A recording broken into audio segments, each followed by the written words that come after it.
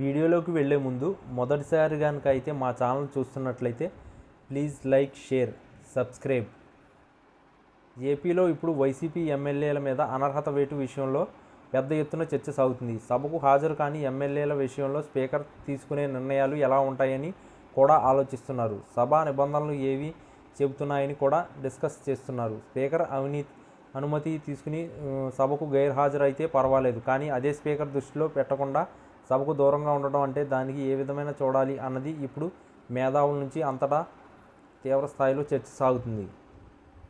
నిజం చెప్పాలి అంటే వైసీపీ ఎమ్మెల్యేలు అసెంబ్లీకి గైర్హాజరు అయిన తీరు గతంలో ఎక్కడా దేశంలో ఏ సభలోనూ జరగలేదు. ఒక విధంగా ఇది కొత్తదిగానే చూస్తున్నారు. సభకు ప్రతిపక్ష నాయకుడు కానీ నాయకురాలు కానీ బహిష్కరించిన సందర్భాలు అయితే ఉన్నాయి. అది తమిళనాడులో జయలలిత, ఉమ్మడి ఏపీలో ఎన్టీఆర్, ఆ తర్వాత విభజన ఏపీలో జగన్, చంద్రబాబు చేశారు. అయితే వీరంతా కొత్త అసెంబ్లీ స్టార్ట్ అవుతూనే డొమ్మ కొట్టలేదని గుర్తు చేస్తున్నారు. అయితే వైసీపీ మాత్రం ఏపీ కొత్త అసెంబ్లీ మొదలైన నాటి నుంచే సభకు రాకుండా మానుకుంది. దాంతో ఇది ఎలా డీల్ చేయాలనేది కూడా ఆలోచించాల్సిన నేపథ్యం ఉంది. సభకు చెప్పా పెట్టకుండా ఏకంగా 60 పని దినాలకు తక్కువ కాకుండా గైర్హాజరయ్యే వారి విషయంలో ఏమీ చర్యలు తీసుకోవాలన్న దాని మీద రూల్స్ ఖచ్చితంగా ఉన్నాయని ఉమ్మడి ఏపీలో 5 ఏళ్ల పాటు స్పీకర్గా పనిచేసిన టీడీపీ సీనియర్ మాజీ మంత్రి యనమల రామకృష్ణుడు చెబుతున్నారు. వరుసగా 60 రోజులు సభకు రాని ఎమ్మెల్యేలపై అనర్హత వేటు వేయవచ్చని ఆయన చెప్పారు. ఇది రాజ్యాంగంలోని ఆర్టికల్ 188, 194లో స్పష్టంగా ఉందని వివరించారు.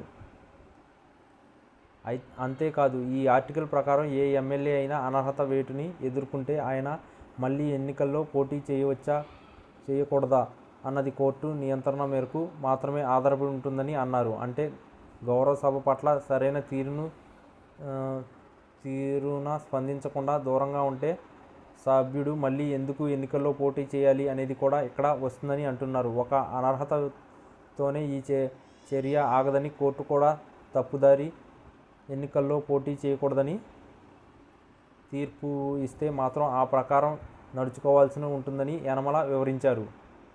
యనమల ఇదే విషయం మీద మాట్లాడుతూ సభకు హాజరు కాని ఎమ్మెల్యేల మీద అనర్హత వేటు వేయమని ఎక్కడా ఉందని అంటున్నారని, జగన్ వేస్తున్న ఈ తరహా ప్రశ్నలు హాస్యాస్పదంగా ఉన్నాయని ఆయన ఎద్దేవా చేశారు. జగన్ రాజ్యాంగంలో ఉన్న ఆర్టికల్ 188, 194ని చదువుకోవాలని సూచించారు. ఇప్పటికీ కూడా ఆయనకు అర్థం కాకుంటే న్యాయవాదులను అడిగి తెలుసుకోవాలని యనమల సెటైర్లు పేల్చారు. ఏ సభ్యుడైనా సభలో ప్రమాణం చేసిన అసెంబ్లీని బహిష్కరించమనడం కూడా అనర్హత పరిధిలోనికే వస్తుందని యనమల అంటున్నారు.